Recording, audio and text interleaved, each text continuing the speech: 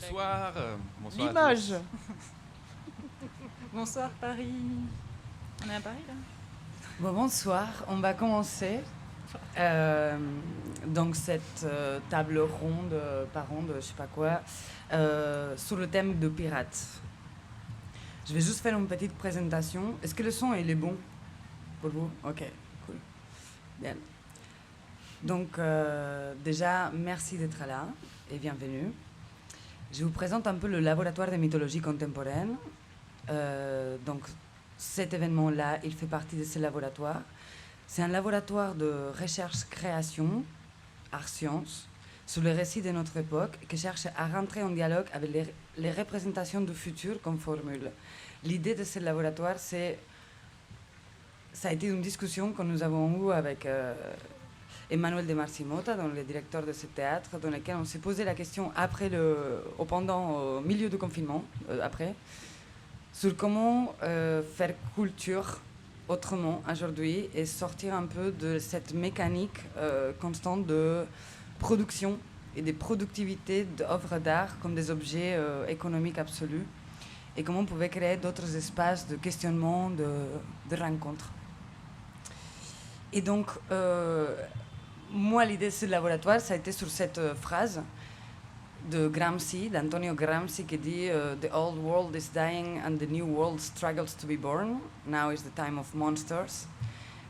Et du coup, c'est un peu cette sensation d'entre-monde, d'un vieux monde qui s'étend, ou qui a l'idée de s'étendre, ou qui arrive un peu à sa fin, et des idées, ou des pas d'idées, ou du noir, ou de l'inconnu sur de nouveaux mondes qui pourraient émerger.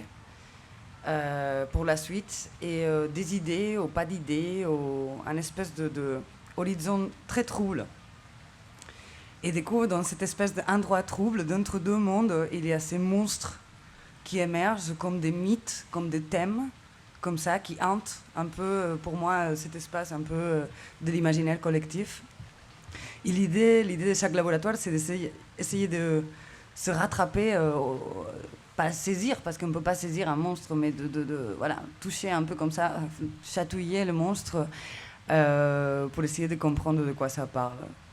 Donc il y a eu déjà un laboratoire sur le thème sauvage qui a eu lieu en avril. Et maintenant, cet laboratoire-là, qui a démarré déjà il y a 2 semaines, c'est sur le thème pirate. Chaque laboratoire il est constitué de 3 temps, comme ça, un temps de recherche dans lequel on a fait une enquête de terrain avec un anthropologue appelé Mark Higgins dans la ZAD de Notre-Dame-des-Landes. Et aussi à Calafou, que c'est une communauté anarcho-féministe à Barcelone. Et ensuite, il se découple dans un autre temps dans lequel il y a des invités avec lesquels on essaie de formuler une discussion sur l'existant et de nouveaux imaginaires. Et ensuite, il y a encore une semaine de création, d'écriture, pour aboutir ou pas, à un geste artistique qui arrive à la fin, qui cette fois-ci sera le 2 juillet, ici même, à 20h. Donc on va faire une espèce de performance, spectacle, piratage, surprise. Donc là, ce qui nous concerne, la question de cet laboratoire, c'est quels gestes de lutte sont devenus obsolètes et quels gestes de lutte opèrent aujourd'hui, s'inventent aujourd'hui, et donc quels gestes pour demain. Et pour commencer à parler des gestes, j'aimerais bien commencer par un poème de Carlo Bordini qui s'intitule « Les gestes ». Personne dont les gestes manqués tremble un peu. Personne dont les gestes manqués. Il y a des personnes pour qui faire des gestes est une chose extrêmement difficile. Elles essaient et réessayent encore leurs gestes manqués, et quand l'un réussit, il semble que tous réussissent. Mais la file la plus longue est celle des gestes manqués. Quelle file interminable. Les gestes maladroits, répétés, après tant d'années, les gestes répétés pendant tant d'années, les gestes comiques, les gestes un peu suicidaires, les gestes qui attendent, les gestes qui se font pas comprendre, les demandes d'aide non acceptées, les demandes maladroites, continuelles, les demandes suicidaires, les gestes gauches, un peu honteux, blasphématoires, les gestes hautains, les gestes qui n'ont ni poids ni valeur parce que maladroits, les gestes tranquillement maladroits, routiniers, les gestes ironiques, les gestes résignés, les gestes consciemment gauches, les conscients d'être maladroits et gauches, les gestes qui contiennent une implicite excuse et ceux qui feignent d'être autant, les gestes qui savent qu'il n'y a rien à faire, les gestes silencieux qui s'isolent, les gestes orgueilleusement bien peu adroits, les gestes de celui qui se sait maladroit et fait des gestes pour s'éloigner, pour ne pas avoir l'air, les gestes résignés, les gestes agacés de celui qui sait être à gauche et que l'on considère maladroit, les gestes hébétés de celui qui ne sait pas bien ce qu'il fait, les gestes dépité qui demandent solitude, ou bien le geste maladroit, définitif, celui de ne communiquer plus, de prendre la tangente vers sa propre solitude et de ne plus communiquer, plus. Les tics, les petits tics, les gestes qui cherchent à s'éloigner, quelqu'un imaginé ou imaginaire. Savoir que ses propres gestes sont jugés, ou les gestes de celui qui sont à l'intérieur une faiblesse, qui lui rend difficile de faire n'importe quel geste. Les gestes silencieux, comme s'il voulait que les autres comprennent dont il a besoin, sans besoin de bouger. Les gestes de ne faire aucun geste. Les gestes imaginaires, imaginer de faire un geste. Le poème est beaucoup plus long, mais je vais l'arrêter là, sur les gestes imaginaires, sinon ça va être trop long. Donc, imaginez un geste pour imaginer le futur. Chaque lutte est un geste peut-être manqué, un geste gauche. Ou... Quel geste à imaginer? Et je voudrais continuer en invoquant aussi tous ces gestes insurrectionnels, les gestes de résistance, les gestes de liberté, de sororité, les gestes d'écoute, d'entraide, tous ces gestes conscients ou inconscients, manqués ou volontaires, gauche ou efficaces. Je voudrais ce soir invoquer tous ces gestes pour chorégraphier les récits, chorégraphier des récits pour les mettre en dialogue, pour entendre leur écho, leur résonance dans nos corps individuels et collectifs, pour tenter de comprendre comment déprogrammer ceux qui sont restés dans nos articulations, comme ça, juste pour inertie, et ceux qui encore font du sens, ou ceux qui sont inventés encore, pour créer un lexique, une langue. Reconnaître la langue de nos corps collectifs, peut-être, et arrêter de leur imposer un langage désuet pour écouter leurs désirs, ces rêves, et pouvoir entendre sous la peau de quoi ils parlent et de quoi ils voudraient parler, peut-être.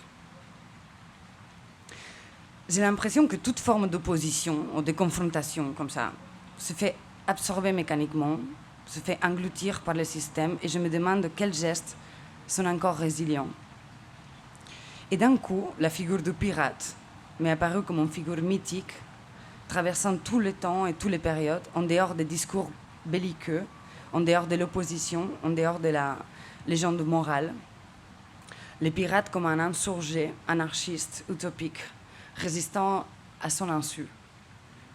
Et je voudrais aussi citer Rossi Braidotti qui dit que la révolution est fasciste et donc pas souhaitable, parce que c'est comme dans une forme d'imposition brutale, de violence, de remplacement, mais qu'il faudrait plutôt une espèce de step-by-step changement, un step-by-step mouvement, comme un cha-cha-cha ou comme une danse de salon entre des vieux dieux et des nouveaux dieux qui dansent. Et en ce mode de cha-cha-cha et de danse step by step, nous allons formuler cette discussion pour laquelle je vous donne la bienvenue et je vous remercie d'être là pour partager vos gestes.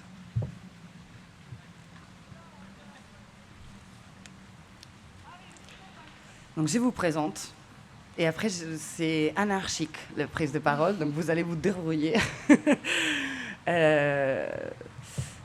Donc Laurent de Sutter, écrivain, théoricien du droit et notamment auteur de 2 livres très pirates, Jack Sparrow, Manifeste pour une linguistique pirate, et Hors la loi, théorie de l'anarchie juridique. Florie Marie, porte-parole du Parti pirate et vice-présidente du Parti pirate européen. Pierre Ducrozet, écrivain, auteur, d'entre d'autres, de L'invention du corps, un roman sur des pirates contemporains et le grand vertige, une espèce de conspiration de grand piratage. Habibi Beach, performeuse, activiste, conférencier sur la motivation, c'est ça qui est écrit dans ton Instagram,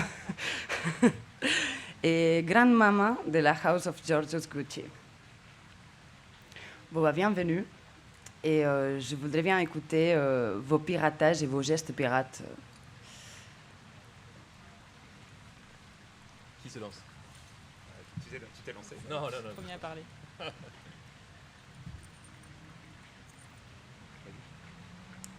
Ok.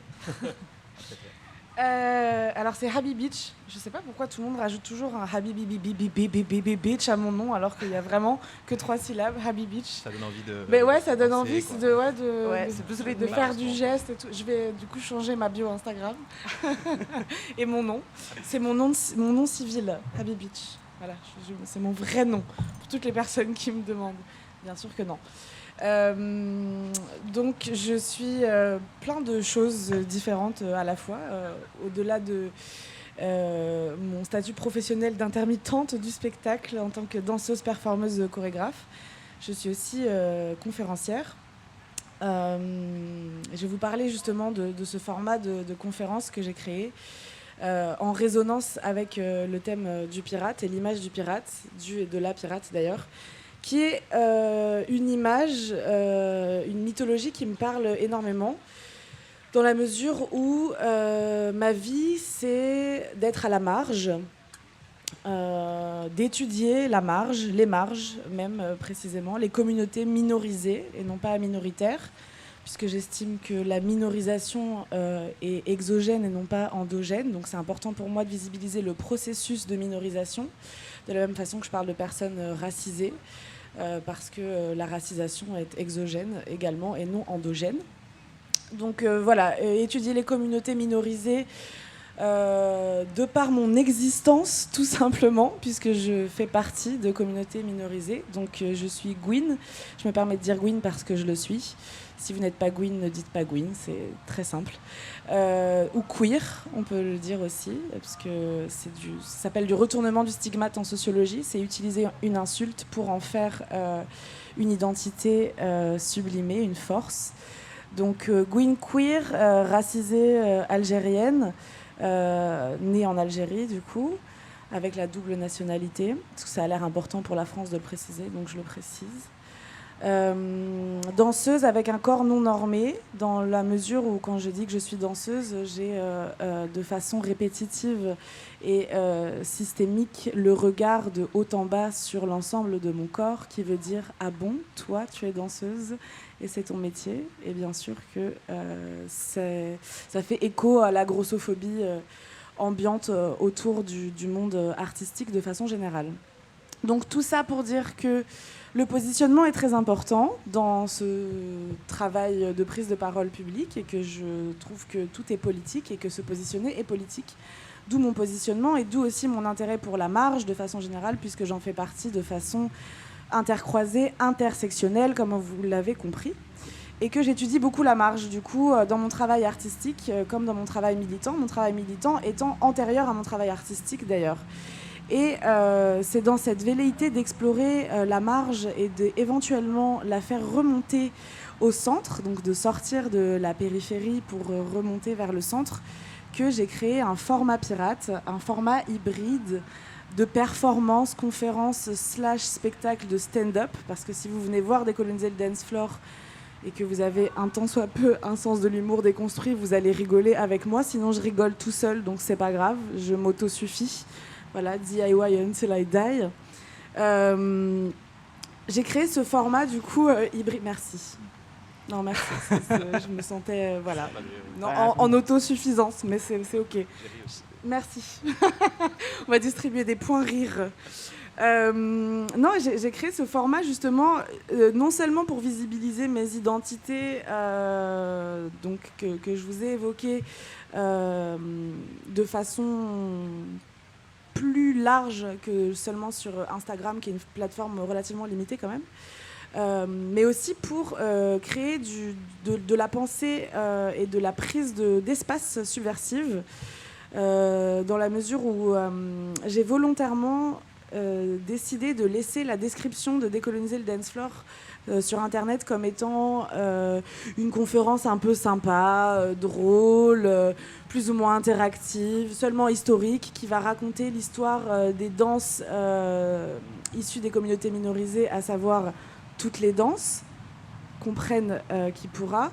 Alors que Décoloniser le dance floor, merci x2, alors que Décoloniser le dance floor, en vrai, est un outil subversif de noyautage qui détruit les notions de racisme anti-blanc, par exemple, de communautarisme comme étant quelque chose de négatif et de connoté péjorativement, puisque la France adore déprécier la communauté comme étant quelque chose qui dessert, alors que la communauté a toujours été quelque chose qui sert, bien entendu, tout en reconstruisant la notion de racisme systémique et en ayant une lecture de l'appropriation culturelle comme un continuum colonial. Donc, ça fait beaucoup d'informations, là, j'en suis consciente. Mais venez voir Décoloniser le dance floor, c'est sympa. Et ce n'est pas une conférence sur l'histoire de la danse ou l'histoire des danses. Comme vous l'avez compris, c'est un outil politique radical, mais qui continue à se faire programmer du fait de ma volonté d'en cacher sa vraie nature aux yeux du public jusqu'à ce que Décoloniser le dance floor soit vu de façon live. Donc ne dites pas autour de vous que cette performance n'est pas ce qu'elle prétend être, puisque c'est mon piratage. Et c'est un piratage qui fonctionne depuis 4 ans. Ça fait 4 ans que je suis en tournée internationale avec Décoloniser le dance floor. Oui, oui, madame. Et que c'est un piratage qui fonctionne, du coup, au-delà de sa tournée, puisque à chaque fois, cette performance, puisque j'estime que tout n'est pas performance, mais qu'une performance est disruptive. Je parle aussi beaucoup en franglais. Sorry, not sorry. Question. Comment on peut pirater le dance floor ? Bah justement. Comment ? Les outils sont à la portée de tous et toutes. L'idée, c'est de pirater le dance floor avec bienveillance et respect et sans pérenniser des mécanismes de colonisation, d'appropriation, de non-respect, en fait, tout simplement. Donc, pour moi, en fait, chaque dance floor, sachant que le dance floor n'est pas conditionné à l'espace-temps du club, par exemple, ou du dance floor à proprement parler, mais j'estime qu'un dance floor, c'est un espace-temps qui se crée aussi de façon communautaire à beaucoup d'endroits. Donc chaque dance floor est un espace de communauté, est un espace de résistance et de résilience. Donc quand on fait partie de communautés qui ne sont pas censées exister, qui ne sont pas légitimes, qui ne sont pas légitimées, exister, c'est déjà un piratage. Donc, exister en mouvement, on est sur du double piratage, puisque la mise en mouvement, l'incarnation de la résilience par la danse, c'est ce que font de mieux les communautés minorisées dont je fais partie, à savoir la scène de la ballroom scene, la scène du voguing. Je ne sais pas si vous avez entendu parler du voguing, qui est la scène de la ballroom. C'est justement l'incarnation de comment la marge se sait être une marge, se pense être une marge, et à la fois se positionne comme force subversive et résiliente. Et du coup, pour moi, est une forme d'incarnation de pirate moderne, quoi. Et qu'est-ce qui se passe quand la marge arrive dans le centre ? La marge n'arrive pas souvent dans le centre. Hein. C'est par la exemple, définition même bah, de en la fait, marge. j'ai checké un peu Booba parce que Booba disait le piratage finit jamais, finira jamais. La piraterie n'est jamais finie, right? La piraterie n'est jamais finie. Booba. Je cite tout le temps Booba dans Décoloniser le Dance Floor en plus, donc c'est marrant. Booba, aujourd'hui, il a beaucoup de thunes. Il est dans sa piscine à Los Angeles, À Miami. à Miami. Ah ouais. Il est complètement absorbé par le système capitaliste. Ouais, mais il est aussi maître de conf à Harvard, Ok. tu vois. Est-ce que c'est très pirate ça? Mais en fait, c'est pas pirate, mais c'est la marge qui va au centre. Et oui, c'est pirate. Enfin, moi, quand je serai maître de conf à Harvard, vous noterez l'emploi du futur. Quand je serai maître de conf à Harvard, peut-être le redire une 3e fois. Je manifeste. Vas-y. Pour une fois que je suis rive gauche, j'en profite. Je sais pas, peut-être que les manifestations, les rituels s'expriment différemment rive gauche. Donc quand je serai maître de conf à Harvard, vu l'endroit d'où je viens, où je suis née, comment j'ai grandi, ma classe sociale, mon genre, ma racialisation, mon orientation sexuelle, etc., toutes ces identités intersectionnelles qui me placent en bas de l'échelle sociétale, ouais, je serai un putain de pirate en fait. Mais comment continuer à être un pirate une fois que tu es à Harvard? Parce qu'après, il faut pirater Harvard lui-même, les logiques de Harvard lui-même, les logiques dans lesquelles tu es devenu riche, tu es en haut de l'échelle et que d'un coup, tu es toujours en écrasement d'autres. Tu vois, je veux dire que c'est pas un cycle qui se... On a des outils pour penser de façon horizontale. Hein. Moi, quand je donne des workshops, parce que je suis enseignante aussi, du coup, quand je donne des semaines d'enseignement, j'ai des cartes blanches dans différentes écoles normales supérieures en France. Ma façon d'enseigner, elle est très horizontale. Bien sûr qu'il y a une transmission verticale d'une certaine manière, mais ça appartient aux enseignants, aux enseignantes, ou ça appartient aux personnes qui prennent la parole de créer de l'horizontalité. Moi, je suis pas hyper fan de ce format-là, par exemple. Le format de table ronde, de scène, d'estrade, ou pourquoi certaines personnes seraient plus légitimes que d'autres à prendre la parole. Si c'est pas constructif, je suis pas hyper fan du format. Ce qui m'a intéressé dans ce format, par exemple, parce que ça fait très longtemps que j'ai pas accepté un format table ronde, c'est qu'il y avait une construction en amont, et une discussion en amont, et un résultat potentiel si jamais on arrive à se mettre d'accord sur une performance le 2 juillet. Mais sinon, c'est vrai que ouais, les hiérarchisations pérennisent des rapports de domination. Mais après, on n'est pas des bisounours. Je veux dire, les rapports de bisounours, les rapports de domination, je suis fatiguée. Les rapports de domination existent, quoi qu'il, en fait. Donc, c'est pas, pour moi, c'est pas constructif non plus de dire ah oui, mais comment on fera quand on sera maître de conf à Harvard et qu'on voudra arrêter de pérenniser les rapports de domination. De toute façon, ils existent. Donc c'est plutôt comment on les noyote, l'idée.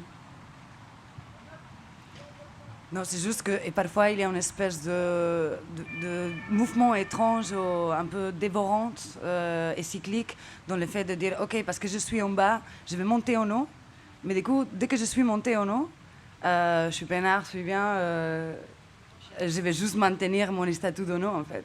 Et du coup, comment on pourrait même démonter ça? Il n'y a aucun problème de dire le truc de la périphérie, il faut qu'il vienne au centre, il faut qu'il y ait un truc qui bouge. En fait, il ne faudrait pas qu'il y ait de haut en bas, dans l'idéal. Il faudrait que tout ça soit un mouvement un peu beaucoup plus fluide. Mais qu'est-ce qui se passe quand quelqu'un qui vraiment vient d'en bas et qui vraiment vient en haut? Souvent, les exemples que j'ai, c'est que ça et ça grippe fort, quoi. Et il ne partage pas la place, quoi. Bon, c'est juste un... Alors, c'est l'histoire d'une fusée.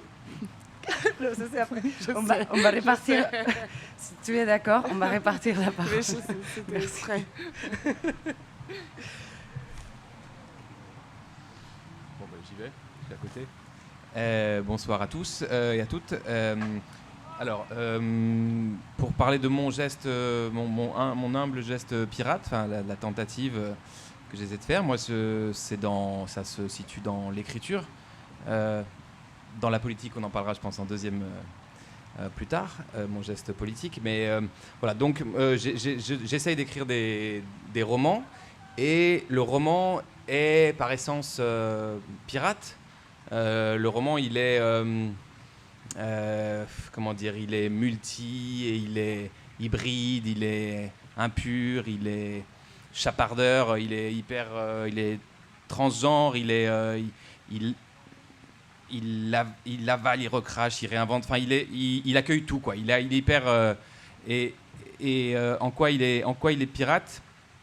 Enfin, en quoi moi je l'imagine pirate, et je pense que c'est son essence même, mais qu'on a tendance parfois à se conformer à des choses qu'on attend de la littérature, qu'on attend du récit. C'est que... Bon, on entend beaucoup en ce moment, il faut réinventer les récits. C'est même devenu presque une phrase qu'il faut entendre à chaque fois. Mais c'est vrai, c'est vraiment le cœur de ce qu'il faut qu'on fasse. Si on veut inventer un monde, un futur, un truc, il faut déjà qu'on puisse l'inventer dans nos têtes, et qu'on voit bien que les représentations qu'on a des choses deviennent au bout d'un moment réelles, en fait. Les représentations sont importantes, et les représentations qu'on a créées de nos mondes là, font qu'il existe, et on n'arrive pas à en sortir, en fait. Bon, donc il faut réinventer des nouveaux récits. Alors, à quel niveau? Ça peut se jouer à plein de niveaux. On va parler peut-être plus tard de comment réinventer la langue, la pirater, comment réinventer le...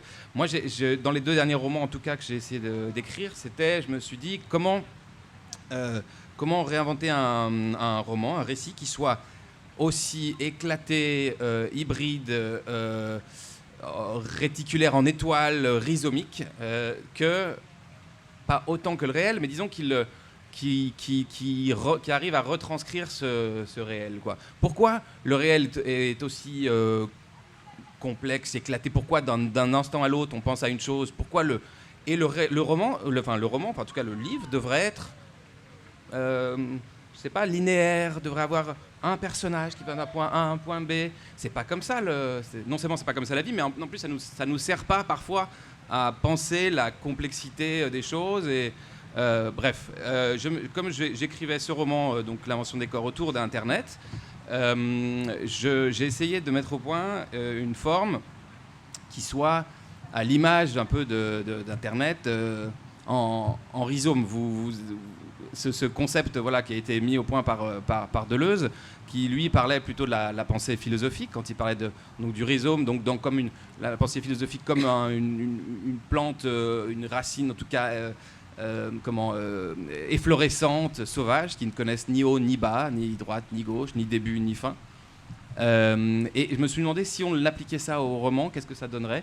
Donc c'est l'idée d'aller et venir dans les genres littéraires, dans la langue, dans les registres de langue, dans les mondes, dans les personnages, pour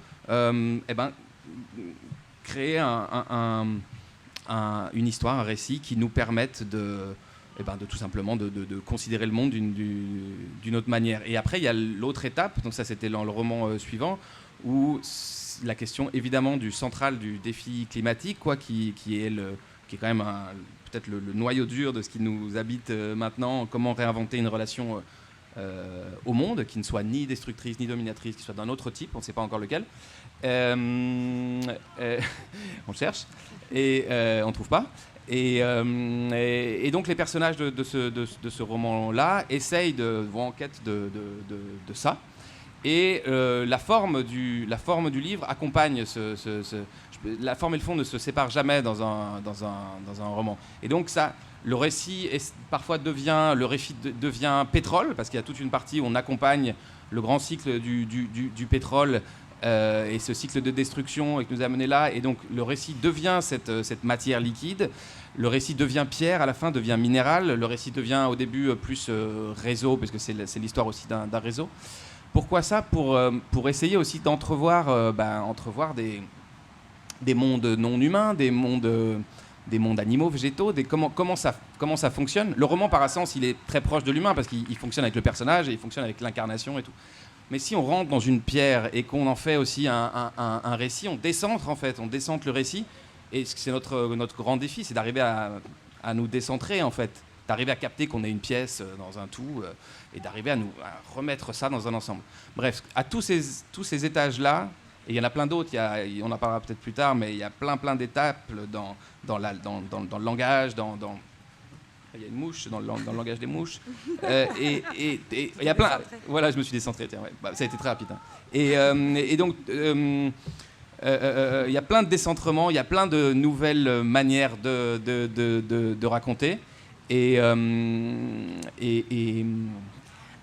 Pardon. Ouais.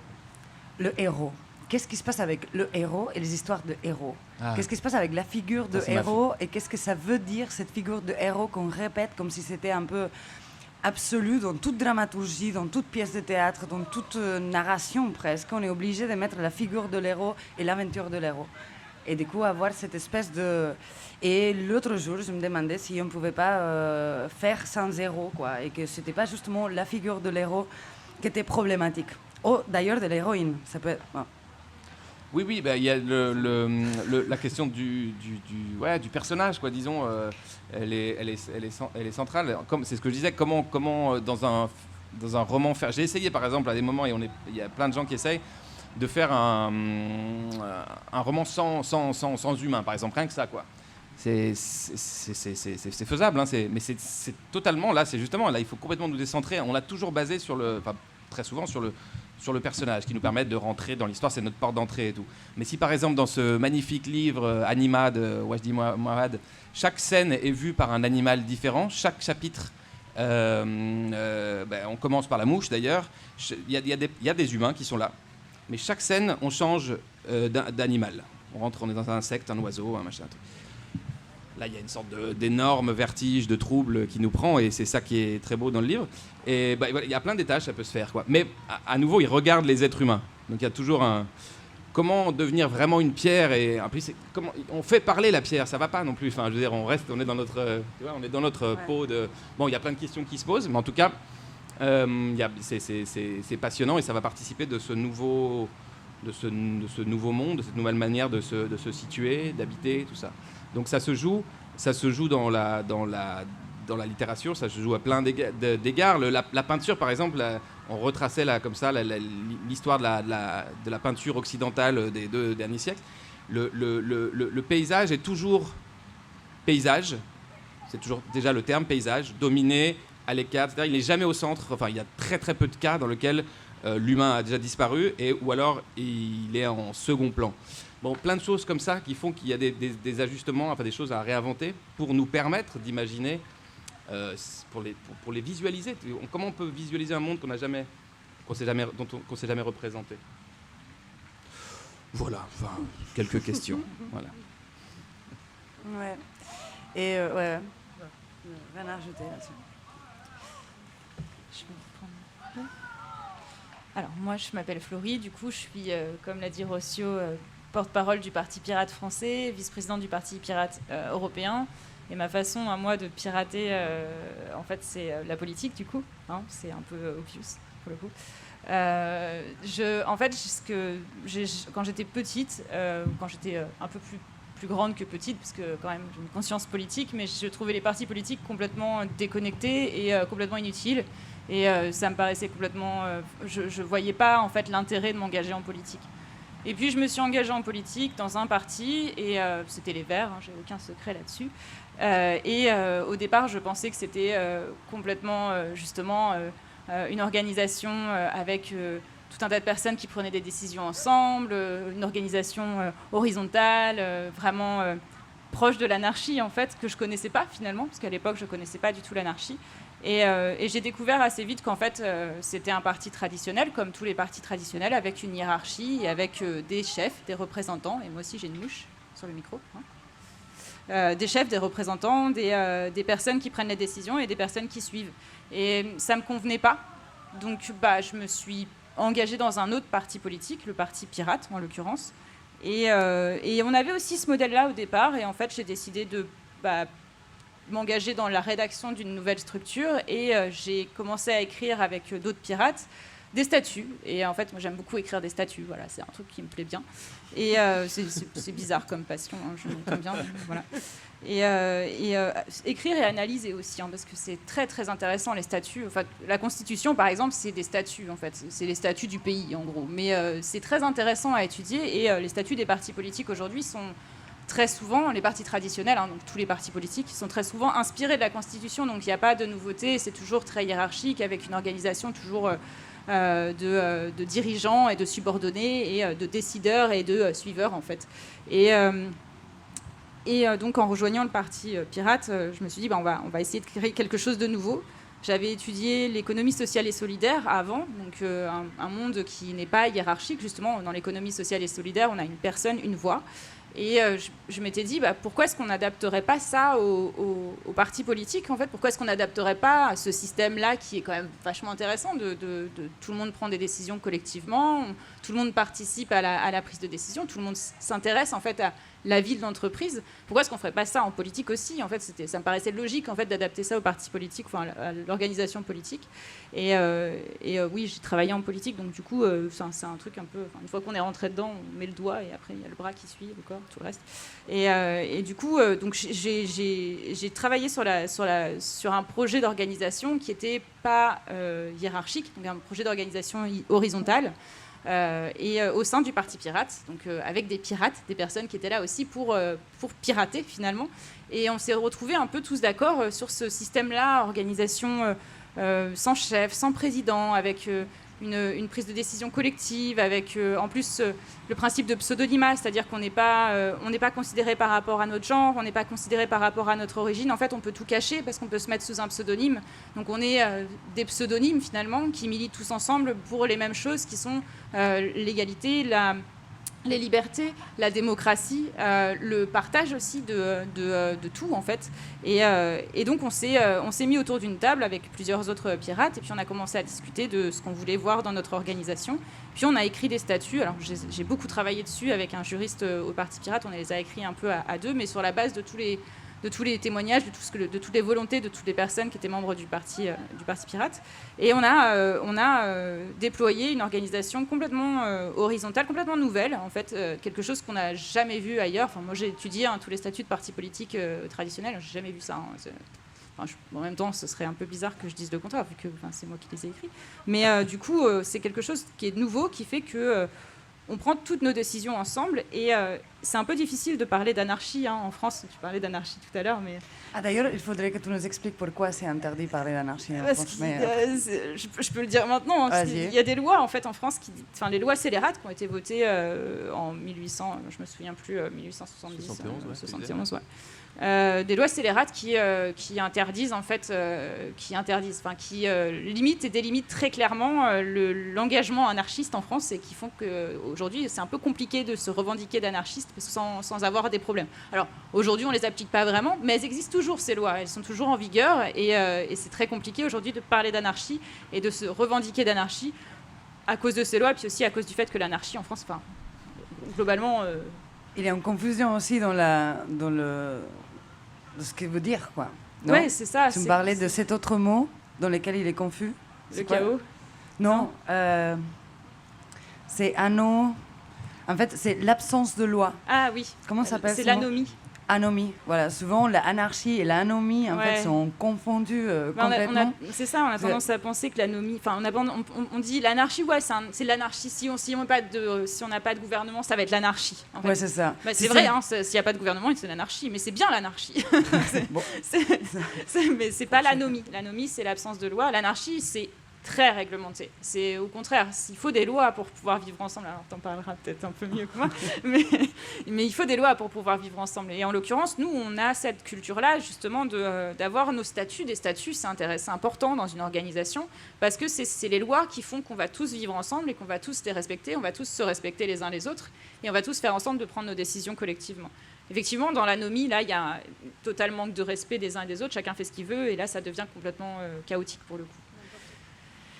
Mais voilà, après, l'engagement, le fait d'être ici aujourd'hui, pour moi, en tant que militante politique, dans un parti politique tel que le Parti Pirate, qui n'est pas un parti pris au sérieux, à proprement parler, pour moi, ça, c'est une forme de piratage, en fait. Parce que moi, aujourd'hui, ici, c'est quelque chose que je fais aujourd'hui, que j'ai jamais fait.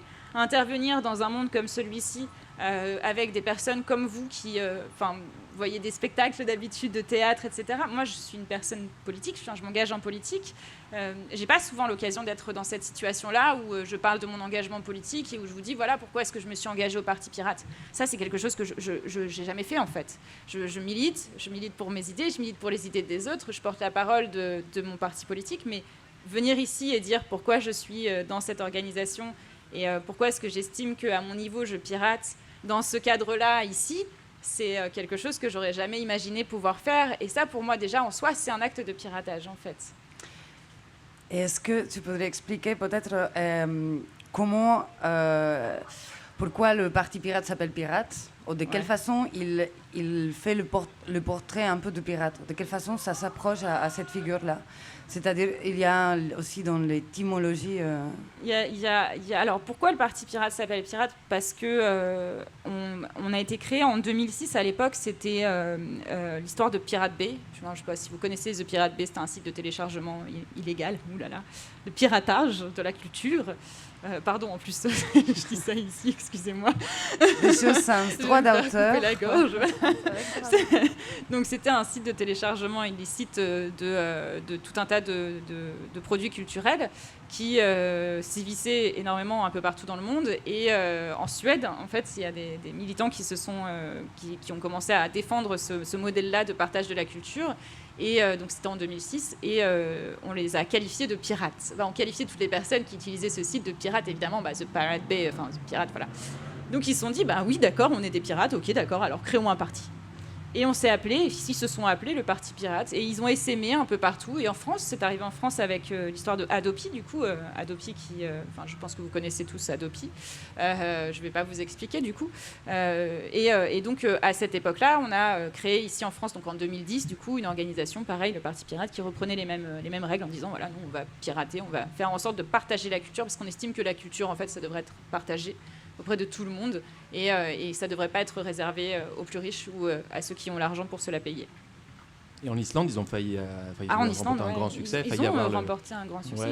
Ils ont après, la responsable du Parti Pirate, je le comprends d'ailleurs, elle a décidé de quitter le pouvoir parce que c'était pas quelque chose En fait, du coup, c'est un truc aussi que j'aime bien aussi dire aussi de temps en temps, c'est que j'ai pris de la place au Parti Pirate français. Je suis rentrée dans la coordination nationale à l'époque où c'était hiérarchique.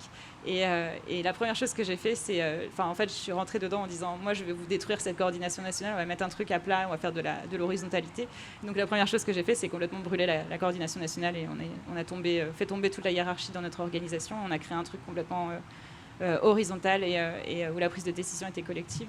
Et du coup, c'est à chaque fois comme ça que ça se passe. Je m'engage quelque part, je me présente pour une élection et mon objectif derrière, c'est de faire en sorte que cette élection n'existe plus. Je suis très opposée à la représentativité et c'est quelque chose qui est important dans cet engagement-là. Et c'est comme ça que je pense qu'on peut pirater notre société. Tu es l'agent orange de la politique. C'est tu ça. arrives et tu brûles les terres. C'est ça. Mais tu m'avais posé une deuxième question. Et le pirate, c'est pirata. Peiras. Ouais, c'est... en latin, en grec, pardon. Peiras. Peiras, ouais. Peiras. Qui entreprend. Celui qui entreprend. Celui qui entreprend, ouais. Celui qui essaye, celui qui tente sa chance à l'aventure. Voilà. C'est ça la piraterie. Et c'est de là d'où vient le nom pirate, finalement. En tout cas pour nous, Parti Pirate. Vous voulez que je parle d'autre chose? Laurent. C'est pour ma gueule alors. Bonsoir, vous allez bien? Alors je vais te couper la parole. Vas-y, ça commence bien. Avant que tu commences dans un acte très pirate comme ça. Non, mais du coup, là, on parle comme ça. Ouais. Et après, l'idée, c'est qu'on parle ensemble. Voilà. Oui, c'est ça l'idée, en fait, aussi. Je voulais juste dire ça. Merci. Alors il faut que je vous parle, si j'en crois effectivement ce que Rossio vous a dit d'entrée de jeu, il faut que je vous parle effectivement de ces deux bizarres petits livres que j'ai fait, qui tournent autour de la figure du pirate, qui est une figure qui m'est un peu, comment dirais-je, qui me fascine à moitié et qui en même temps m'est rigoureusement étrangère. Et m'est rigoureusement étrangère parce qu'effectivement je suis une espèce d'incarnation presque paradigmatique du contraire d'une certaine manière du pirate, puisque effectivement la grande bourgeoisie blanche universitaire, effectivement je peux difficilement le cacher. Mais néanmoins c'est une figure qui m'intéresse, et qui m'intéresse parce que elle s'inscrit elle-même dans une histoire qu'elle n'arrête pas de faire sauter. C'est-à-dire l'histoire de la piraterie est l'histoire, d'une certaine manière, du déplacement permanent, du déplacement perpétuel de la signification même de ce qu'est un pirate.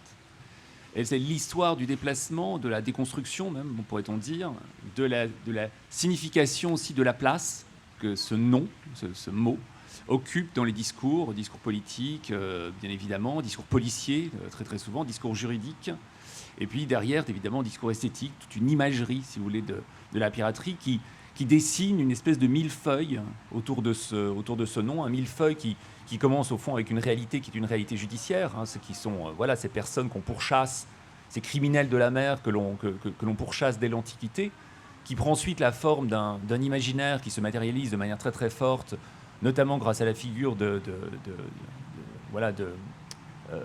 Dafoe qui écrit comme ça une espèce d'histoire, une histoire des vies, des grandes vies de pirates, qui inaugure une espèce de mythe de la piraterie du XVIIe siècle, le mythe libertaire, si vous voulez, la figure comme ça du pirate qui déploie autour de lui un espace qui est un espace à part, à côté des lois, un espace qui est un espace qui désigne un horizon, qui serait un horizon de désir. Attends, il y a encore le troisième moment.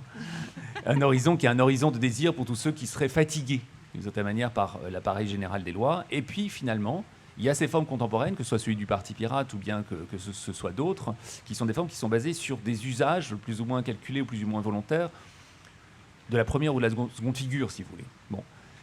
Après ce millefeuille, la question que moi je me pose et qui m'intéresse, si vous voulez, c'est qu'est-ce qu'en effet on peut en faire aujourd'hui, comment est-ce il peut être traversé, raconté ou re-raconté de manière à pouvoir servir des projets qui sont des projets contemporains.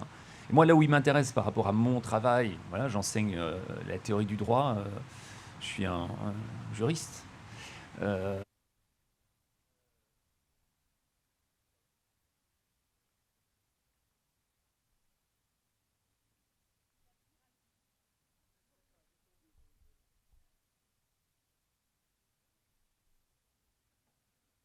La route est simple, mais empêcher une attaque de pirates n'est pas chose aisée. L'opération européenne Atalante, sous mandat de l'ONU, permet de recourir, si nécessaire, à la force. Why did you want to go into piracy? What made you want to conduct piracy? Piraterie n'est jamais fini, c'est pas que de boulber. Demande aux pêcheurs Somalie, spoliés depuis des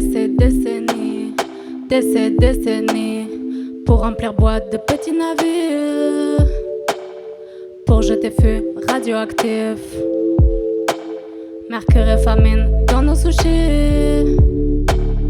La pire violence, c'est le capitalisme.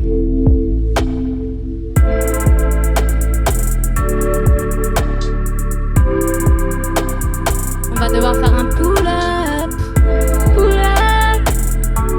J'ai pas de son dans le micro. On va la refaire avec du son, l'attention. Tu peux remettre l'instru depuis le début. S'il te plaît, merci beaucoup. La route est simple, Merci. mais empêcher une attaque de pirates n'est pas chose aisée. L'opération européenne Atalante, sous mandat de l'ONU, permet de recourir, si nécessaire, à la force. Why did you want to go into piracy? What made you want to conduct piracy? Piraterie n'est jamais fini, c'est pas que de boulber. Demande aux pêcheurs Somalie, spoliés depuis des décennies, pour remplir boîte de petits navires, pour jeter feu radioactif, mercure et famine dans nos sushis. La pire violence, c'est le capitalisme. La ville s'illumine, cancer au Niger, près des mines, j'ai rêvé qu'Areva paye. Pour tous ces signes, c'est pour tous les miskins, toutes les miskinas. Pour les damnés de la tierra, va dire à Fanon qu'on l'oublie pas, qu'on continue de fight le système colonial. Ils veulent nous faire croire que le combat est égal, nous on rêve jusque David, putain, enfin Goliath. Radeau débraillé, sous drapeau noir dans le moteur, pas de diesel, non, sans plomb, désespoir, radeau débraillé, sous drapeau noir dans le moteur, pas de diesel, non, sans plomb, désespoir.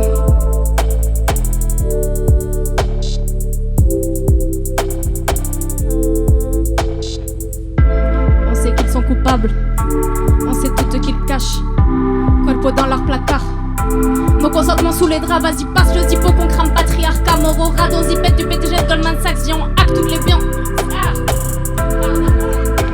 Viens on hack toutes les banques, viens on efface les dettes. Viens on saigne Wall Street des suprématies blanches.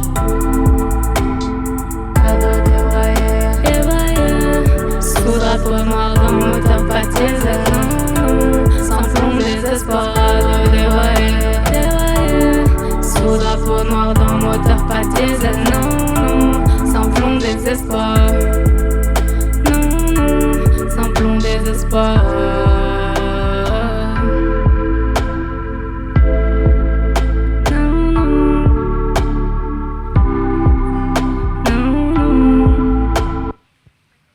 Merci.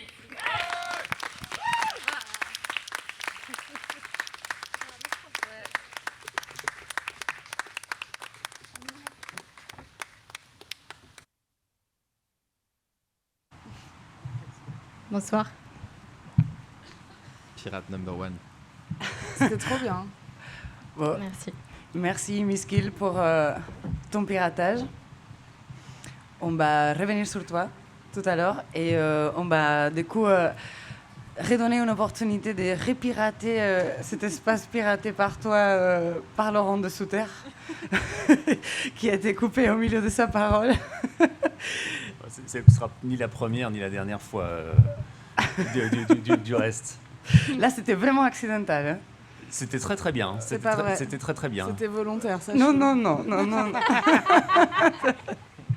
Donc, le pirate, pourquoi pour nous, pourquoi maintenant et pourquoi pour moi depuis le lieu du droit tout simplement parce que nous vivons dans un monde, une société qui est une société qui repose sur une conception de la juridicité, si vous voulez, une conception de la normativité qui entoure nos actions, nos personnes, nos êtres et jusque nos intentions, si vous voulez, qui est une normativité fausse, en fait, mensongère, illusoire, une normativité dont on parle, si vous voulez, à longueur de journaux, dont on parle dans nos conversations, mais qui est une normativité qui en réalité n'existe pas.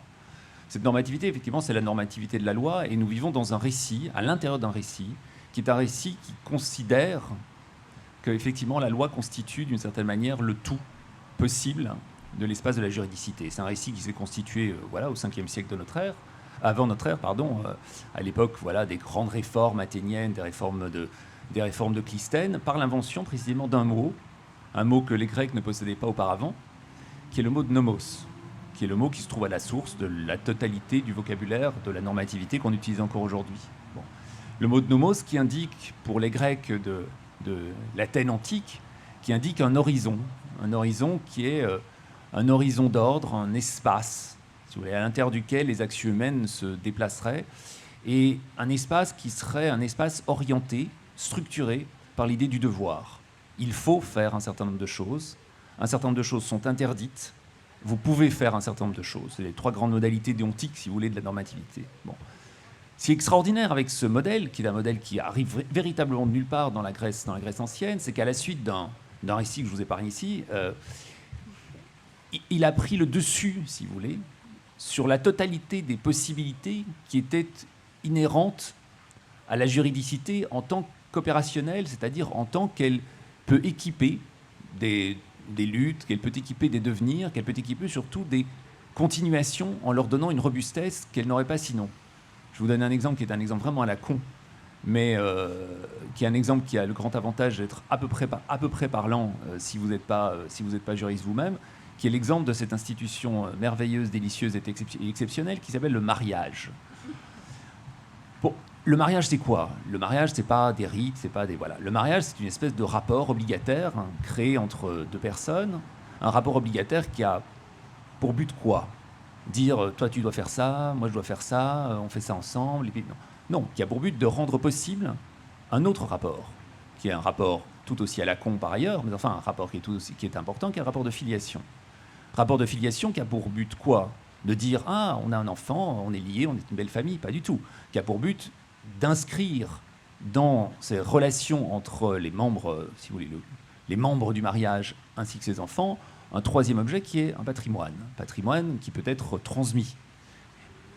la transmission de patrimoine qui elle-même ouvre à des possibilités, etc., etc., etc. Si vous voulez, les institutions comme le mariage, comme la filiation, comme l'obligation, comme effectivement le patrimoine, sont des opérations qui se structurent les unes avec les autres comme des possibilités de continuité, comme des possibilités de répondre à la question « et si se présentait telle ou telle situation, qu'est-ce qu'on peut faire pour la rattacher, la faire dériver, si vous voulez, mais d'une manière qui soit une manière articulée, une manière solide, des situations précédentes ?» Ça, en réalité, c'est le contraire absolu de l'idée de norme. C'est le contraire absolu de l'idée du « il faut », du « tu dois », du « tu peux » ou du « tu peux pas ». C'est une idée qui ne se réfère pas à des formes qui sont des formes, au fond, de limitation de l'action, mais à des formes de possibilisation de l'action, ou à des formes de possibilisation de...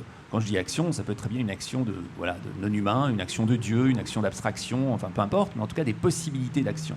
Et ces distinctions entre les deux, qui est une distinction qui est complètement oubliée aujourd'hui, si ce n'est par quelques vieux érudits chenus qui s'intéressent encore, comment dirais-je, à l'époque, qui s'intéressent au droit romantique, c'est une distinction qui nous pourrit littéralement la totalité de la vie.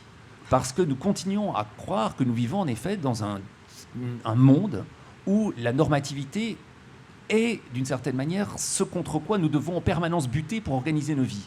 Il nous faut des règles, il nous faut des lois, il nous faut des contrats, il nous faut des devoirs, il nous faut des principes, il nous faut des normes, il nous faut des standards.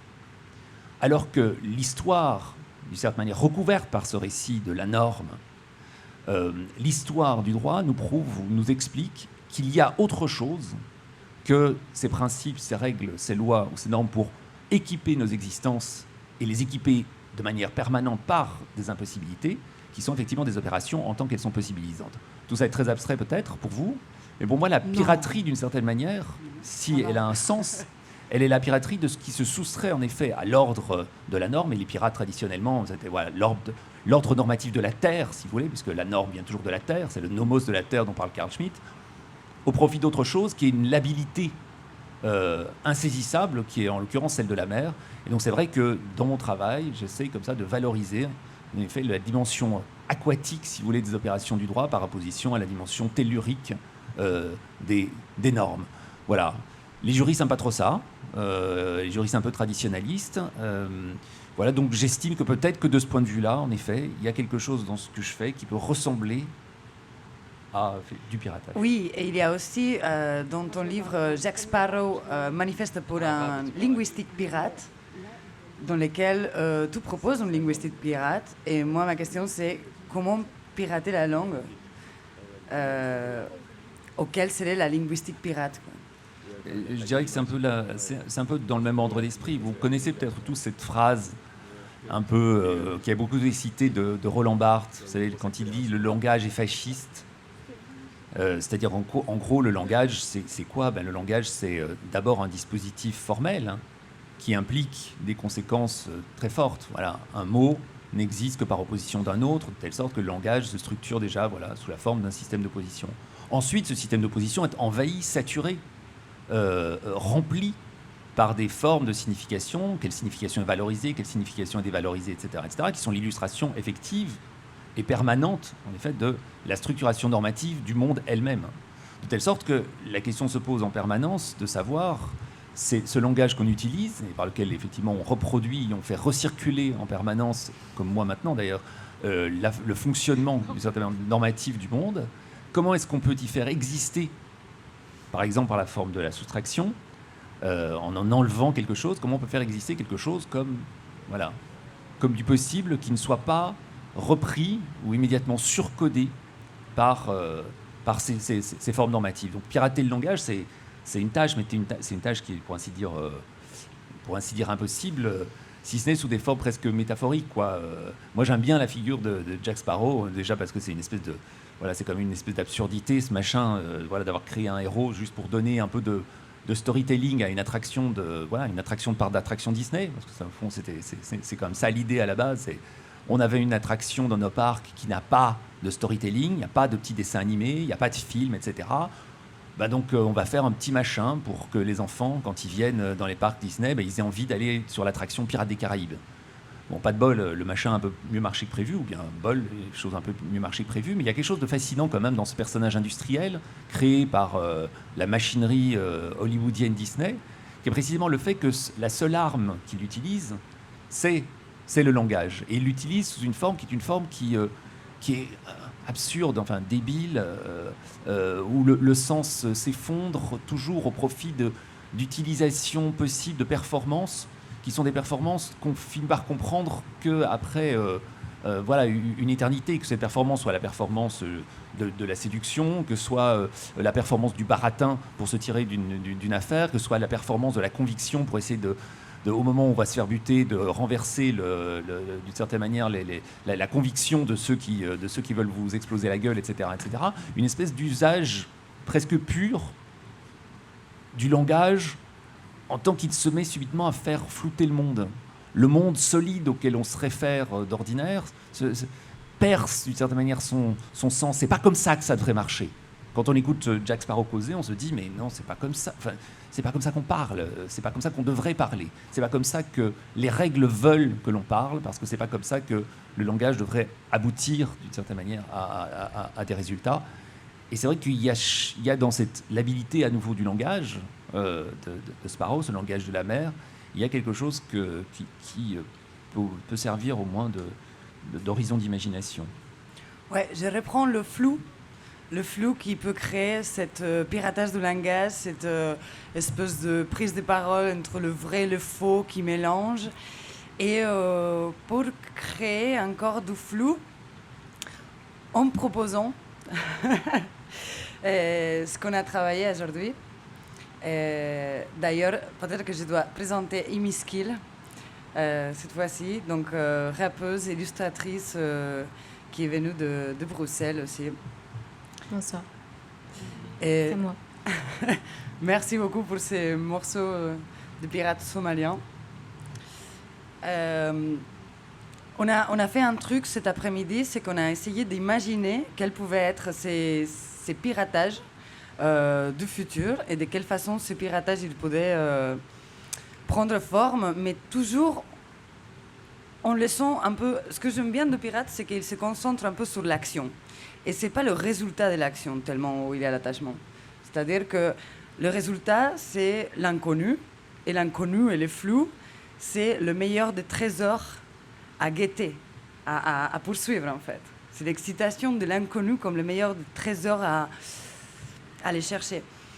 Mais du coup, pour créer cette flou, pour créer cette brouillard, il y a des actions comme ça à apprendre. Et on a imaginé des actions comme ça à apprendre qu'on voulait partager avec vous, voir si vous voudrez faire partie de ces actions-là, si vous les trouvez intéressantes ou complètement nulles, ou si vous voudrez en proposer d'autres formes de piratage. Parce que là, on passe à la deuxième partie de la conférence dans laquelle la question c'est comment pirater le futur. Et on a besoin d'idées neuves, donc si vous commencez à réfléchir déjà, parce qu'on a besoin de... Ouais, ça a été violent au début, on n'avait vraiment pas d'idées, et après ça a un peu fleuri. Je vous laisse présenter la première, peut-être. Du coup, la première idée, ce serait du coup de pirater le futur en faisant rien, tout simplement. Parce que, en fait, c'est pas si idiot que ça. Hein. C'est juste, c'est drôle, c'est sûr, mais en fait, là, je dis ce que j'ai dit tout à l'heure, ouais. Ok. Ce week-end, il y a eu une élection. Vous savez, il y a eu une élection. Vous savez qu'il y avait une élection ce week-end parce que du coup, il y a 70% de la population qui ne savait pas a priori. Il y a eu une élection ce week-end. Il y a des gens qui sont allés voter. 30% de la population est allée voter quand même, hein, 30% globalement. Et en fait, 70% de la population a choisi de rien faire. Donc de son dimanche, rien faire. Enfin, en tout cas, pas aller voter en l'occurrence. Et finalement, j'ai quand même l'impression, même si oui, il y a toujours des gens qui sont contents d'avoir eu des super scores, en même temps, c'est facile d'avoir un score super élevé quand il n'y a personne qui vote. Mais le fait en fait, toute cette population, toutes ces personnes qui ne sont pas allées voter, qui sont restées chez eux, qui n'ont rien fait, c'est de eux dont on parle aujourd'hui. C'est eux qui gagnent aujourd'hui la démocratie française. C'est de eux dont on parle. Et c'est de eux dont on va parler pour toutes les élections qui vont venir. Encore dimanche prochain. Encore l'année prochaine. Encore. On va encore parler de toutes ces personnes qui n'ont rien fait. Et finalement, peut-être que c'est ça qui va peut-être à un moment faire revenir un peu les gens sur le système actuel. En fait, peut-être qu'ils vont réfléchir encore à se dire, mais En fait, peut-être qu'il faut qu'on change. Et peut-être qu'ils vont se remettre en question. Je sais pas, peut-être pas, peut-être pas. C'est vrai que j'en doute, hein. Plus j'en parle et plus je me dis, ouais, ça m'étonnerait que, voilà, être élu avec aussi peu de gens, voilà. Mais... On ne peut jamais garantir Voilà. les résultats d'une piraterie. On est plutôt sur l'action. Oui, Donc, voilà, c'est l'inaction, mais c'est une Voilà. action. Ouais, en oui, soi. l'action de l'inaction. L'action de l'inaction, exactement. Voilà. Et puis surtout, ce qui est assez beau dans cette idée, c'est que c'est pas les grandes orgues, la piraterie qui arriverait comme une espèce de grand soir qui viendrait nous sauver de tout. Et ce serait une espèce de lente dérive comme ça, dans l'incertitude, jusqu'au point où le fruit finirait à tomber ou pas en fait. Mais c'est sortir du système finalement. C'est vraiment s'extraire complètement d'un système qui a été créé, dans lequel on veut pas participer, auquel on veut pas participer, ne rien faire, quoi. Juste ne pas participer au système. Même pas le dire, quoi. Même pas le boycotter, juste ne pas participer. Ne plus faire de gestes, quoi. Ouais, c'est Aucun ça. geste. Aucun geste. Ah, j'aime bien. Ce qu'on a dit tout à l'heure, c'est dans nos cordes. Ouais, c'est ça, c'est facile. Mais c'était lié à une autre, à un deuxième versant, non? Oui, bah, qui était un petit peu ce que j'ai dit il y a un instant sur la question des normes et sur la question des règles, quoi. C'est-à-dire, tant qu'on vit dans un monde qui est un monde hiérarchisé par des principes, la question se pose toujours de savoir quelle est la valeur respective des choses. Voilà. Et donc il y a des choses qui importent et puis il y a des choses qui n'importent pas. Et il faut que quelqu'un décide de ce qui importe et de ce qui n'importe pas. Et puis relègue aux oubliettes ce qui n'importe pas, et puis valorise ce qui importe, etc. Et genre, je me disais, tiens, qu'est-ce que serait un monde où en fait rien n'importe, quoi. Enfin, ou plutôt un monde où n'importe quoi importerait, et importerait n'importe comment pour n'importe qui. C'est-à-dire un monde où la seule chose qui importerait, c'est n'importe.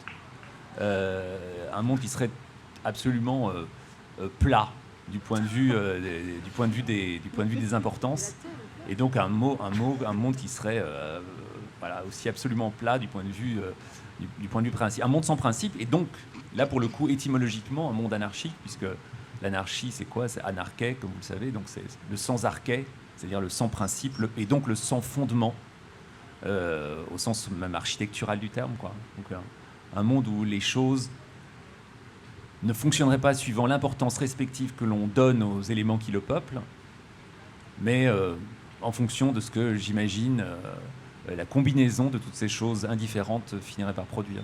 La République du n'importe quoi. Ouais. Voilà. Le nawak qui fait émerger des choses, que du coup il peut prendre l'importance temporaire de l'existence de cette chose. Voilà, c'est une fiction spéculative, hein. Ne vous torturez pas avec ça, mais voilà, c'est un peu l'idée. C'est dans nos cordes aussi. Ouais.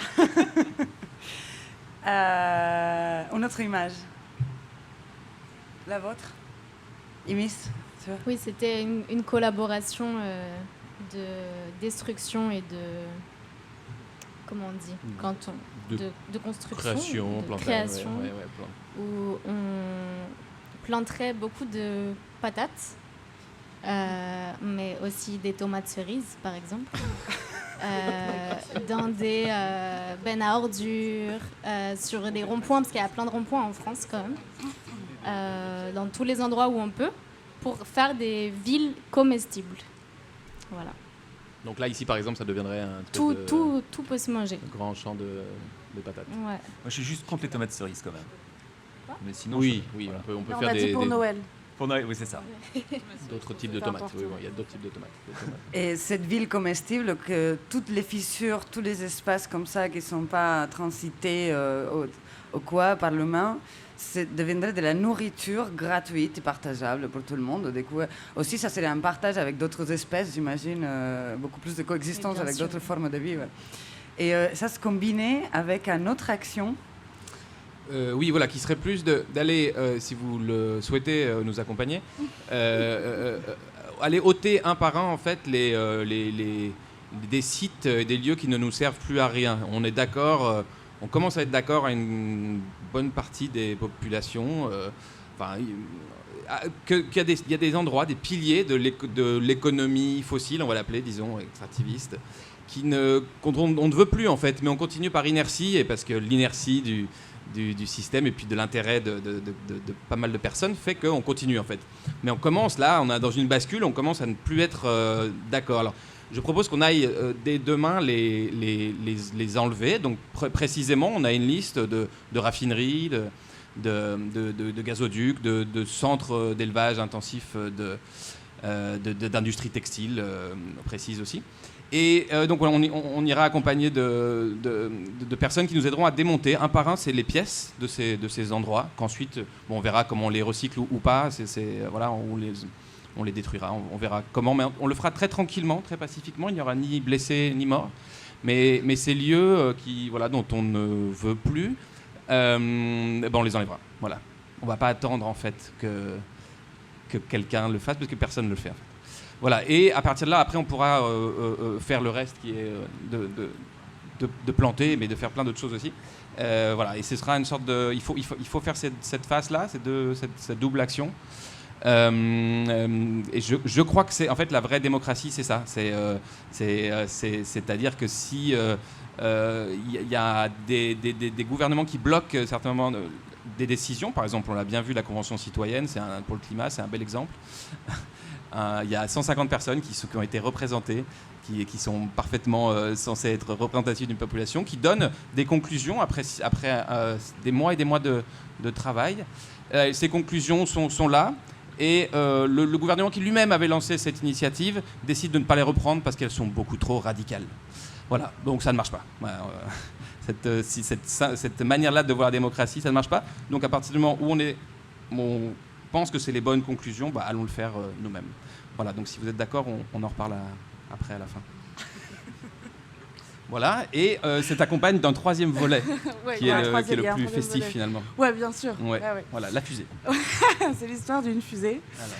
Non, petit point positionnement, parce que passion positionnement, comme vous l'avez compris, tout cela est excessivement occidentalo-centré. Donc j'espère que tout le monde en est consciente ici. On en est consciente collectivement, mais c'était important pour moi de le dire en privé tout à l'heure, et j'avais dit que je le dirais en public aussi, puisque c'est une conversation d'occidentaux et d'occidentales qui ont les privilèges de pouvoir réfléchir aux questions du futur de façon plus ou moins abstraite, parce que sachez que beaucoup de choses sont abstraites pour moi aussi. Voilà, je suis profondément matérialiste dans ma façon de penser mon militantisme radical, nihiliste et anarchiste depuis presque 15 ans, mais mon militantisme est très ancré dans le réel, dans le concret et dans le matérialisme. Et du coup, on réfléchissait aussi au fait que la confrontalité n'était pas nécessairement la meilleure façon d'opposer de la résistance, même si je suis une personne très confrontationnelle. J'ai trouvé des espaces d'évitement et de noyautage, comme je vous l'expliquais tout à l'heure, et que du coup, pour esquiver potentiellement cette dialectique de la confrontalité, ma proposition était de... Alors, au lieu de dire... Stop le néocolonialisme, n'essayez pas de recoloniser autre chose, puisque vous l'avez déjà fait il y a quelques années et que les conséquences sont un petit peu dysfonctionnelles aujourd'hui. Donc le « vous », bien entendu, parle aux dominants et dominantes ex-colons. Donc au lieu d'opposer une confrontalité finalement peu fonctionnelle, ma proposition était de dire oui, coloniser l'espace, coloniser une autre planète, puisqu'on vous aura fait croire au préalable que cette planète est habitable, qu'elle est dans une meilleure situation cosmogonique et climatographique meilleure que la Terre, puisqu'on aura eu des pirates en amont, à savoir des hackers qui auront imaginé cette planète dans un meilleur état que la Terre et qui auront fait croire aux dominants et aux dominantes que cette planète vaut le coup. Donc tout ça, bien sûr, ça nécessite quelques années de planification. Suite auquel les dominants et les dominantes s'organiseront en non-mixité. Ça aussi, c'est mon rêve secret, que les dominants et les dominantes s'organisent en non-mixité, comprennent qui pourra également.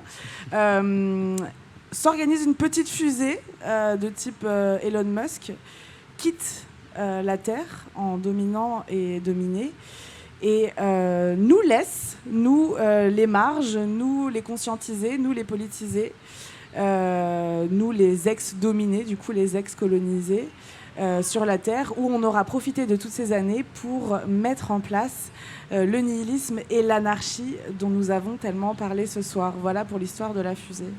Ce qui est génial, c'est que ça paraît de la science-fiction. En fait, c'est la description assez précise du départ vers Mars, quoi. De la colonisation, tu peux le dire. Ce seront les quelques poignées d'ultra dominants qui nous laisseront là. Et je sais pas encore si je mets Laurent ou pas dans la fusée. Je voulais vous le dire Vous parce pouvez que voter. j'adore Laurent. Et quand je serai grand, j'ai un peu l'espoir que j'arriverai à parler comme Laurent.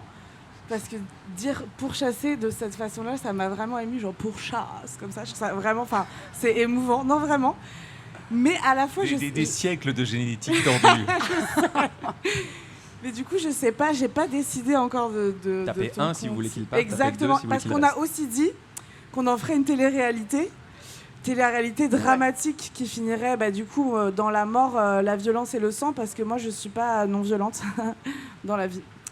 Donc télé-réalité qui finirait dans la mort et l'implosion de cette fusée. Mais ça pourrait être hyper sympa. On a hâte de la voir. Et d'ailleurs, je pense que tout le monde se dit que je suis hyper sympa comme personne ce soir. C'est très agréable. Et ce projet, il était combiné avec un dernier projet, qui est celui de pirater le temps.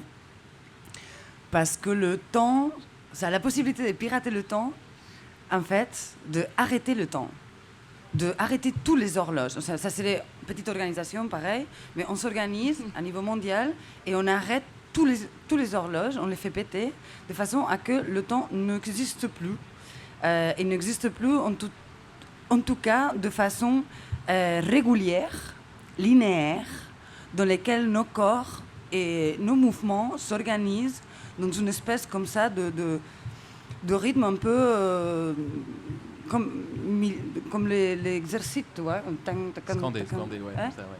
C'est qui ça? C'est Militaire. Ça, c'est L'armée. militaire, ça. ouais, l'armée, ouais, voilà. Et du coup, qui arme nos mouvements et nos pensées et tous les espaces dans lesquels les choses se passent. Et du coup, comme il n'y aura plus le temps régulier, linéaire, il y aura des temps comme ça, irréguliers. Le temps d'une rencontre ou un mot, ça prendra comme ça.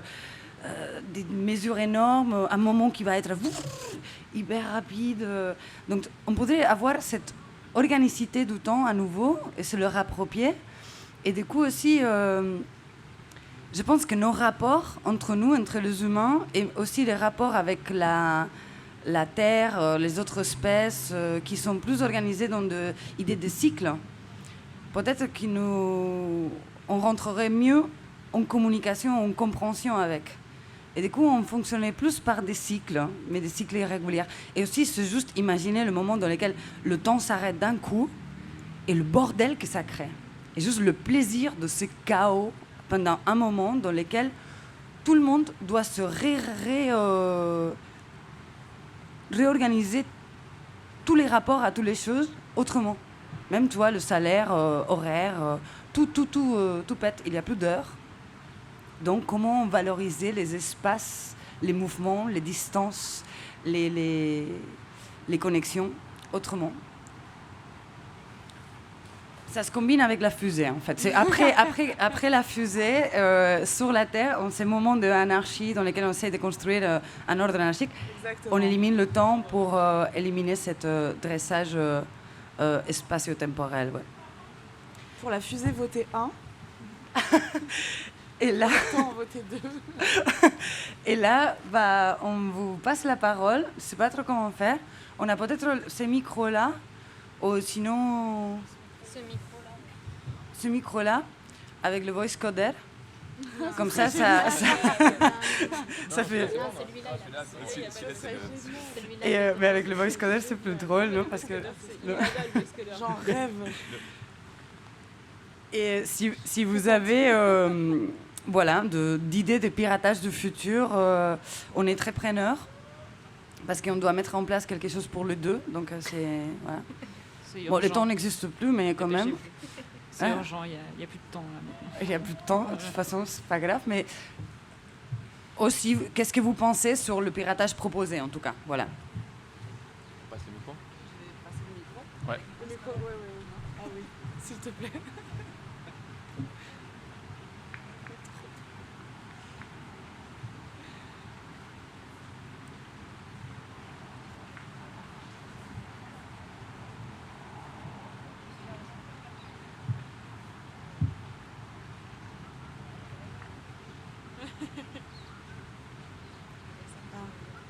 Ah, il a été coupé peut-être.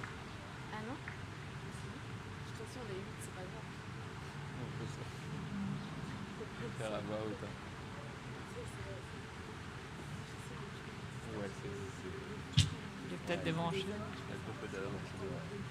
Ouais, l'autre. Il a pas. Enfin, c'est-à-dire qu'il y a pas de.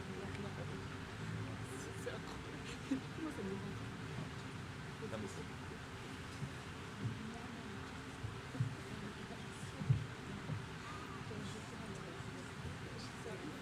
Il y a un autre là.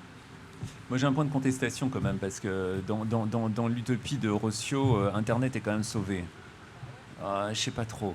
Je sais Ah, pas oui, trop. ouais, Ah oui, mais dans mon utopie, Sans t'es temps. sauvé aussi. Du coup, tu vois, chacun ses choix. Quoi. Mais en plus, si tu veux détruire le temps, tu peux pas garder Internet. C'est ce qui nous, C'est ça ça. nous scande aussi pas mal, quoi. Donc il va falloir que tu le. Ouais, fous tu dois dans il l'air. faut sacrifier Internet. Ouais. Et moi, je pars dans la fusée.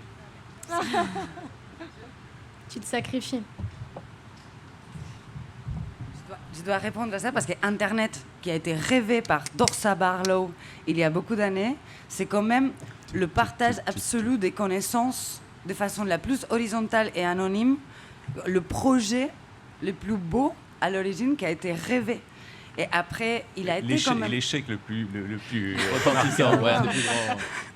la gueule de bois la plus dure aujourd'hui. Mais le rêve était Dans beau, lequel, ouais, ouais. voilà, le rêve initial de l'Internet, c'est quand même le partage horizontal, le plus horizontal et plus anonyme, et même en dehors même de l'incarnation, c'est-à-dire que là, tous les clivages, à l'origine de l'idée, hein, tous les clivages de genre, voilà, tous étaient même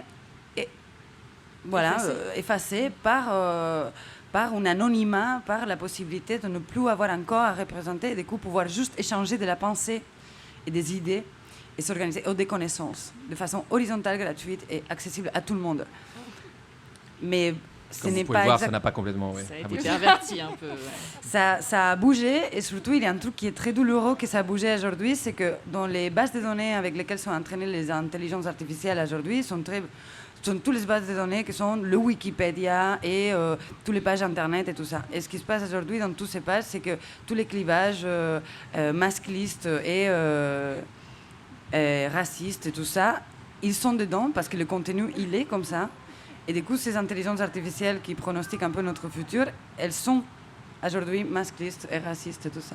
Donc la base de données, cette espèce de méga encyclopédie universelle qu'on est en train de créer, elle est plein de clivages.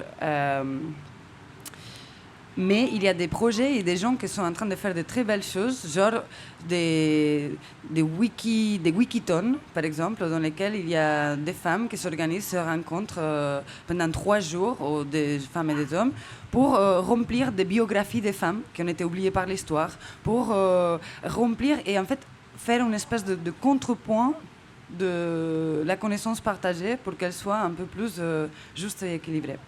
Il y a des projets comme ça, mais il faudrait beaucoup d'action. Mais, pardon, l'idée c'était de passer la parole et pas la coloniser. Super. Je voulais juste parler de l'idée de la fusée, parce qu'effectivement on se demande qu'on va les gens très riches qui se disent on va aller sur notre planète avec une fusée, c'est débile parce que les autres planètes sont forcément beaucoup moins bien que la Terre. Mais alors du coup je pensais à ça tout à l'heure. On leur fera croire l'inverse. Oui, mais alors justement, est-ce que les plus riches, ils sont riches parce qu'il y a des plus pauvres? Et si on leur propose d'aller sur une autre planète où ils seront seuls entre riches, bah, il y aura plus de pauvres en dessous, donc ils seront plus riches. Et est-ce qu'ils refuseraient forcément ils peuvent pas accepter du coup d'être seuls au monde. Le danger, Ouais, c'est mais- qu'ils reviennent, ouais, c'est ça le Voilà. problème. C'est Mais qu'ils vont non, revenir parce que finalement. non, T'as la raison, magie de ouais. la fusée, c'est que déjà, first of all, it's not a problem. Parce que nous, on ne sera pas dans la fusée, en fait. Donc leurs problèmes ne sont pas nos problèmes. De deux, cette planète n'existe pas.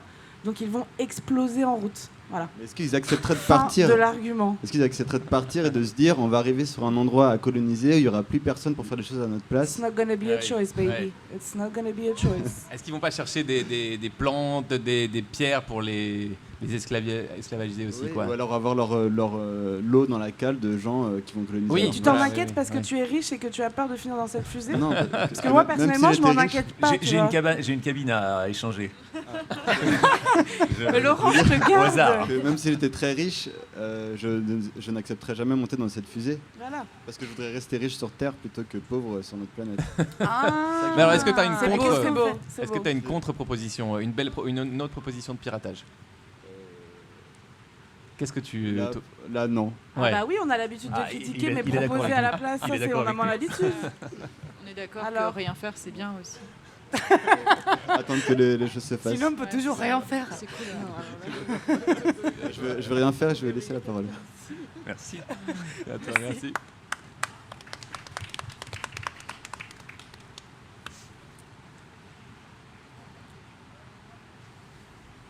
Allez, oui.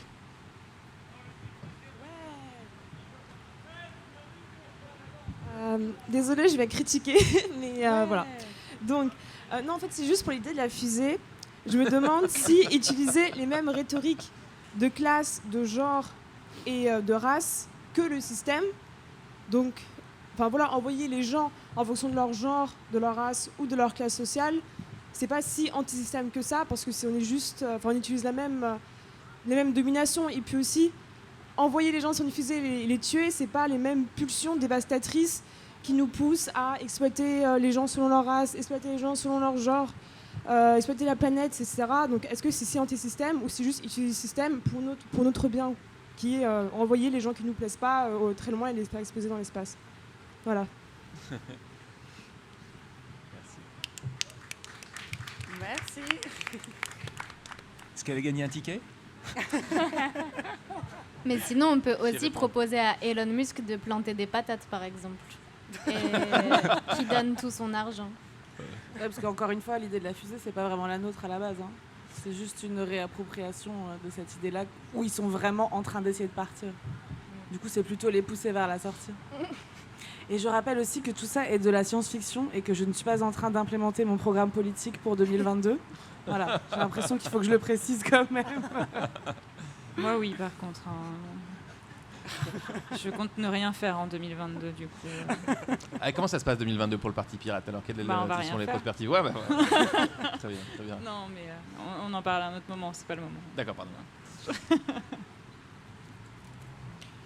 Bon, est-ce qu'il y a un dernier piratage à proposer? Ouais.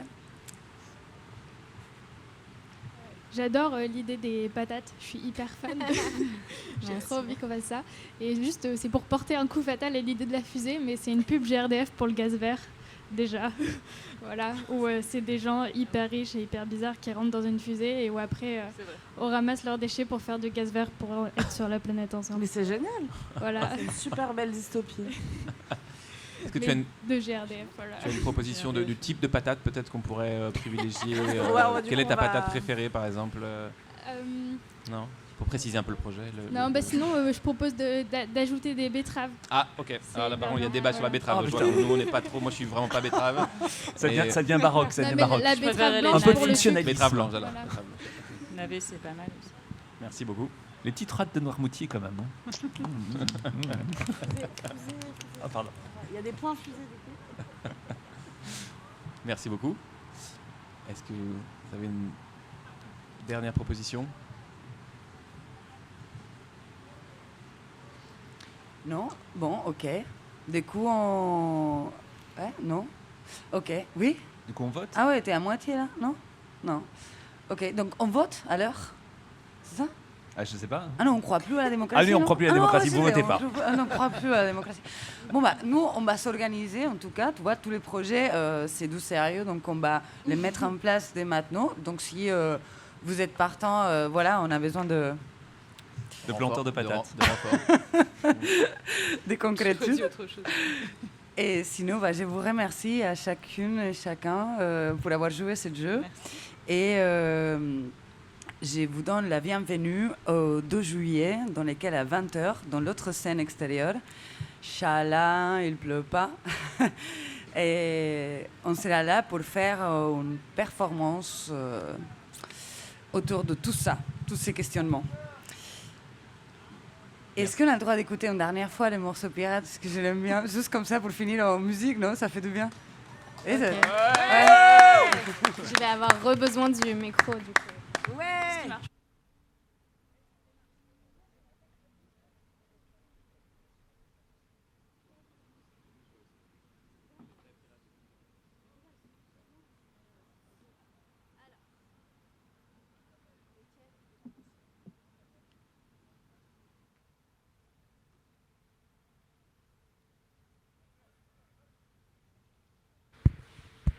Est-ce que c'est le vocodeur? Ah oui.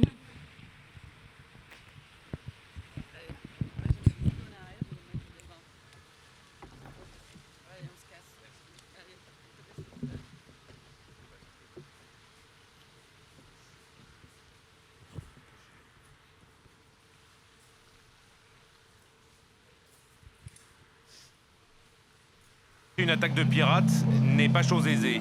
L'opération européenne Atalante, sous mandat de l'ONU, permet de recourir, si nécessaire, à la force. Why did you want to go into piracy? What made you want to conduct piracy? Piraterie n'est jamais fini, c'est pas que de boule B. Demande aux pêcheurs Somalie, spoliés depuis des décennies, pour remplir boîte de petits navires, pour jeter feu radioactif, mercure et famine dans nos sushis. La pire violence, c'est le capitalisme. La ville s'illumine, cancer au Niger, près des mines, j'ai rêvé qu'Areva paye. Pour tous ces signes, c'est pour tous les mesquines, toutes les mesquines. Pour les damnés de la tierra, va dire à Fanou qu'on l'oublie pas, qu'on continue de fight le système colonial. Ils veulent nous faire croire que le combat est égal, nous on rêve jusque David, putain, fin Goliath. Radeau débraillé, sous drapeau noir dans moteur, pas de diesel. Sans plomb, désespoir, radeau débraillé, sous drapeau noir dans moteur, pas de diesel. Sans plomb, désespoir.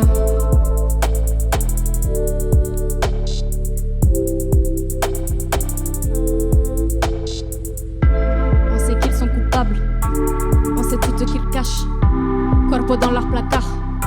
Nos consentements sous les draps, vas-y passe le zippo qu'on crame patriarcat. Mort au rat dans zipette du PTG de Goldman Sachs. Viens on hack toutes les banques, viens on efface les dettes. Viens on saigne Wall Street et suprématie blanche.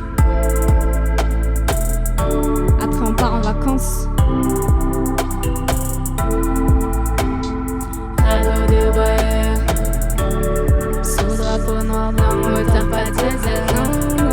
Sans fond, désespoir, radeau dévoyé, sous drapeau noir dans moteur, pas de diesel, non. Sans plomb, désespoir,